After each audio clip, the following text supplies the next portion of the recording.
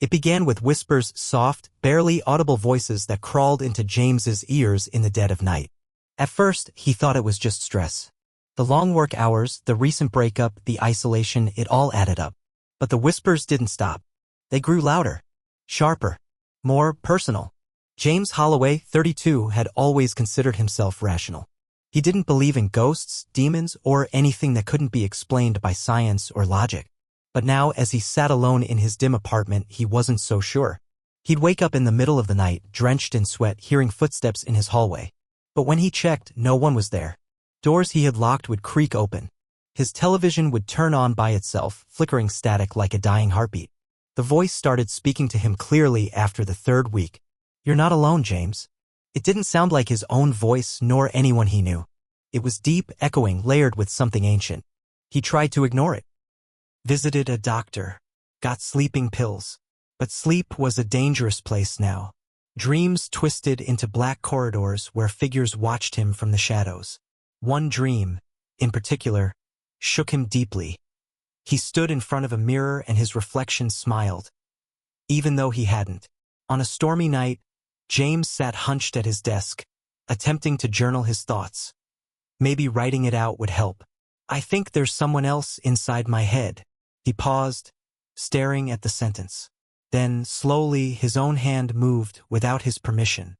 His fingers scribbled beneath the line. Not someone. Something. He jumped up, chair crashing behind him. His heart pounded so violently he felt sick. He hadn't written that. He couldn't have. That night, the whispers became laughter. Guttural, mocking, endless laughter that echoed off the walls of his skull. By the end of the month, James was no longer sure which thoughts were his. He'd black out for minutes at a time, waking up in different rooms of his apartment with no memory of how he got there. Once, he woke up in the bathtub, fully clothed, water rising past his chest, the faucet still running. When he looked in the mirror that morning, his reflection blinked a second too late. Terrified, James began recording himself, videos, voice memos, anything to track his mind. One video chilled him to the core. It showed him sitting on the bed, speaking into the camera. "He thinks he's in control. But I'm learning. I'm growing. Soon, he won't wake up at all." He didn't remember saying that. He didn't remember filming it. But there he was, his eyes dark, his voice strange, and his smile unrecognizable. James sought help. Therapists, priests, even a psychic from a dingy shop downtown who claimed to cleanse minds. She took one look at him and stepped back. "There's something in you," she whispered. "It's ancient. It's feeding." "Feeding on what?"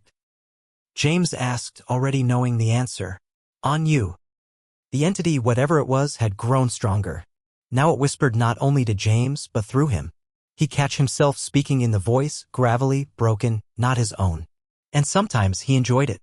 One night, he dreamt of an endless hallway with mirrors on both sides. He walked for what felt like hours until he saw a version of himself, pale, grinning, eyes completely black. The reflection spoke. "Why do you resist? We're the same. I am the part you buried. The part that watches. Waits." James screamed himself awake, only to find the words "Let me in" carved into his bedroom wall. By week 7, James was a shell. He didn't go outside.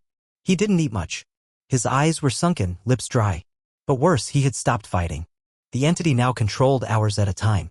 One neighbor reported seeing him in the building hallway at 3 a.m., standing motionless, whispering in a tongue no one could identify. James would come to with blood under his fingernails, torn clothes, bruises that hadn't been there before. His final attempt at salvation came in the form of a notebook. He began writing a message, not for himself, but for whoever found him after. It read, "If you're reading this, don't trust what you see. It looks like me. It talks like me. But it isn't me." He never finished the entry. Weeks later, James's apartment was found vacant. Everything inside was oddly untouched except the mirrors. Each one had been shattered. Except one. In the center of the living room stood a tall mirror, untouched, pristine. Police reported feeling uneasy around it. One officer swore he saw someone inside it smiling back. But there was no one in the apartment. James Holloway was never found. His phone remained on the desk recording.